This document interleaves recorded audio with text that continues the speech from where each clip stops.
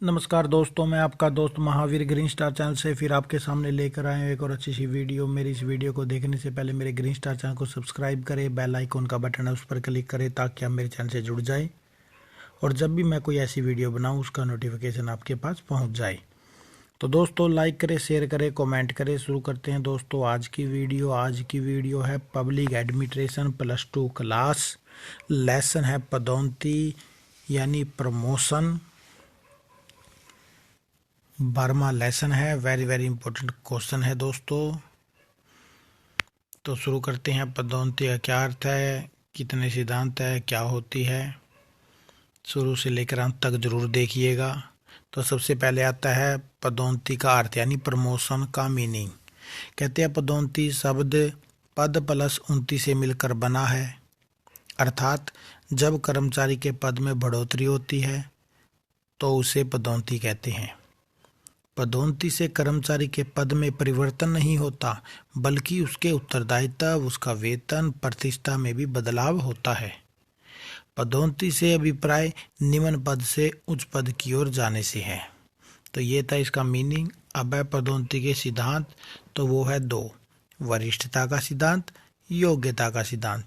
वरिष्ठता का सिद्धांत है, उसका क्या मीनिंग है कि पदोन्नति के वरिष्ठता के सिद्धांत के अनुसार पदोन्नति केवल वरिष्ठता के अनुसार होती है। जिस कर्मचारी की सर्विस अपने वर्ग के कर्मचारियों में सबसे अधिक है उसे ही पदोन्नति मिलनी चाहिए। मान लीजिए कि एक हेड क्लर्क के पद का स्थान खाली है, तो उसे हेड क्लर्क बनाना चाहिए जिसकी सर्विस सबसे अधिक हो। तो समझ गए आप वरिष्ठता का सिद्धांत। सेकंड है योग्यता का सिद्धांत। इसमें क्या बताओगे कि यह सिद्धांत वरिष्ठता के सिद्धांत के विपरीत है। इस सिद्धांत में यह विश्वास किया जाता है कि जो व्यक्ति अधिक योग्य है, प्रतिभावान, सक्षम और कठिन परिश्रम करने वाला है,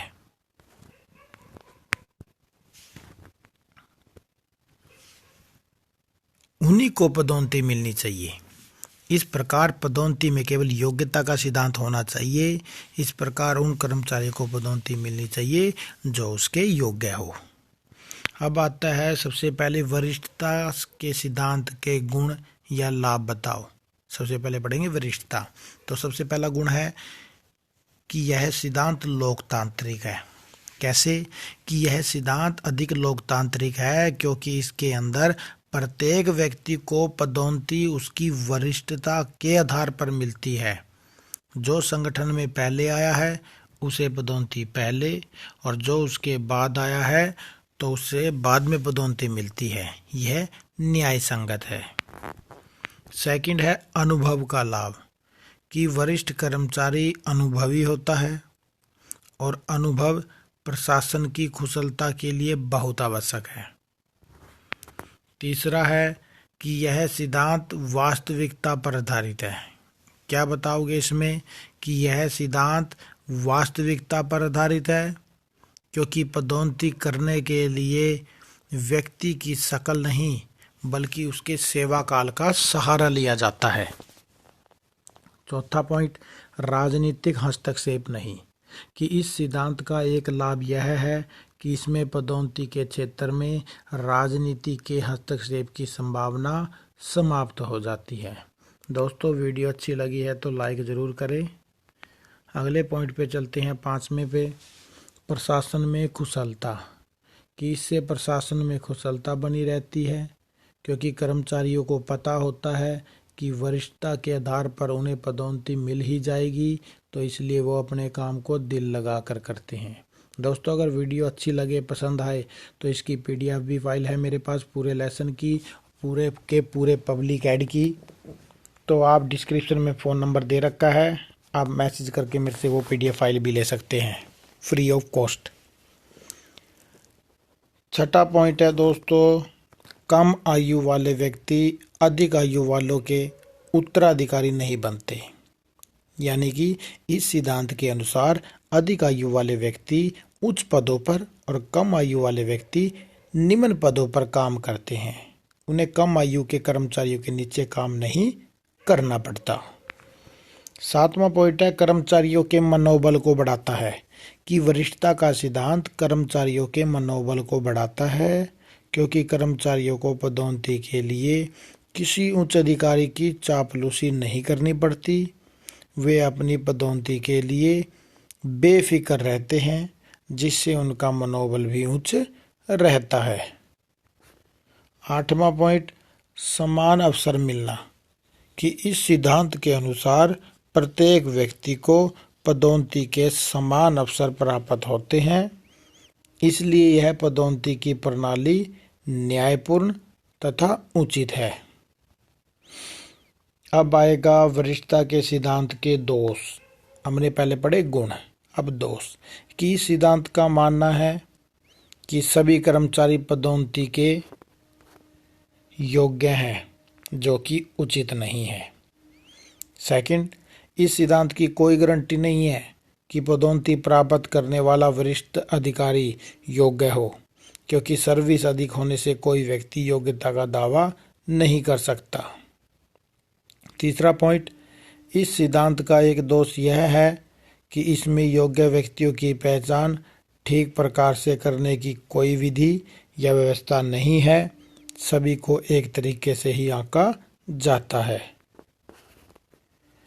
चौथा है, वरिष्ठता का सिद्धांत अलोकतांत्रिक है, क्योंकि उच्च पद केवल वरिष्ठ कर्मचारियों के लिए ही आरक्षित हो जाते हैं, दूसरे कर्मचारी को पदोन्नति के अवसर ही नहीं मिलते। 5वां है, इस सिद्धांत का एक दोष यह है कि इसमें अयोग्य और आलसी व्यक्ति भी उच्च पदों पर पहुंच जाते हैं। 6वां है, इस सिद्धांत का एक दोष यह है कि इसमें कर्मचारी लगन, परिश्रम, उत्साह से कार्य नहीं करते, क्योंकि उन्हें पता होता है कि उन्हें पदोन्नति तो मिल ही जाएगी एक दिन। 7वां दोष, यह सिद्धांत रूढ़िवादिता को जन्म देता है, क्योंकि इस सिद्धांत के व्यक्ति रूढ़िवादी, चिड़चिड़े, विचित्र स्वभाव के होते हैं और वे नवीन वैज्ञानिक तरीकों को नहीं अपनाते। 8वां है, यह सिद्धांत होनहार योग्य कर्मचारियों के लिए अन्यायपूर्ण है, क्योंकि वे कितने ही योग्य क्यों न हो, उनकी पदोन्नति की संभावना बहुत कम होती है। 9वां पॉइंट, कि इस सिद्धांत का समर्थन उन्हीं लोगों के द्वारा किया जाता है जो प्रतिभाशाली नहीं होते। और आखिरी है 10वां दोष, कि इस सिद्धांत से कर्मचारियों में प्रतिस्पर्धा यानी कंपटीशन समाप्त हो जाता है, क्योंकि प्रशासन की कुशलता के लिए बहुत ही घातक है। तो ये थे योग्यता के वरिष्ठता के सिद्धांत के गुण दोष। अब पढ़ेंगे हम पदोन्नति के योग्यता के सिद्धांत के गुण और दोष। सबसे पहले गुण, पहला है कि इस सिद्धांत के आधार पर कर्मचारी की पदोन्नति करने पर योग्य, कुशल, दूरदर्शी, संपन्न और लोक सेवकों के मिलने की संभावना रहेगी। यह अधिक न्यायप्रिय सिद्धांत है, क्योंकि इसमें योग्यता को प्रमुखता दी जाती है। तीसरा, यह सिद्धांत कर्मचारियों के गुणों, क्षमताओं को अधिक महत्व देता है। चौथा, इस सिद्धांत को पदोन्नति का आधार बनाने से योग्य और प्रतिभाशाली व्यक्तियों को लोक सेवा अपनाने का एक प्रमुख साधन बन जाता है। 5वां है, इस सिद्धांत में कर्मचारी को पता होता है कि उन्हें पदोन्नति योग्यता के द्वारा ही मिलनी है, तो वे बड़ी ईमानदारी, मेहनत, लगन से काम करते हैं। 6, योग्यता के सिद्धांत से कर्मचारी में सम्मान की भावना जागृत होती है। 7वां, इस सिद्धांत से प्रशासन में कार्यकुशलता आती है, क्योंकि इसमें योग्य और मेहनती कर्मचारियों का चयन होता है। इसके बाद है दोस्तों पदोन्नति के दोष, कि पदोन्नति के योग्यता के सिद्धांत के अवगुण या दोष बताओ। तो पहला है, इस सिद्धांत में अनुभवी लोग पदोन्नति से वंचित रह जाते हैं। सेकंड, योग्यता निर्धारित करने का कोई भी तरीका अपने आप में पूर्ण नहीं है, इसमें उम्र, वरिष्ठता, अनुभव को एक तरफ कर दिया जाता है। चौथा, इस सिद्धांत का एक दोष यह है कि इसमें कई कर्मचारी अपने बड़े अधिकारियों की चापलूसी करके भी पदोन्नति पा जाते हैं। 5वां, कुछ तकनीकी पदों पर प्रशिक्षण को आवश्यक माना जाता है और प्रशिक्षण के बिना पदोन्नति करना ठीक नहीं है। 6, प्रशासन में कुछ पद ऐसे होते हैं जिनमें अनुभव का होना जरूरी होता है और अनुभव वरिष्ठ व्यक्ति में ही पाया जाता है। और आखिरी है, समय के अनुसार योग्यता निर्धारित करने वाले मापदंड बदलते रहते हैं, अतः विशेष योग्यता को पदोन्नति का आधार नहीं बनाया जा सकता।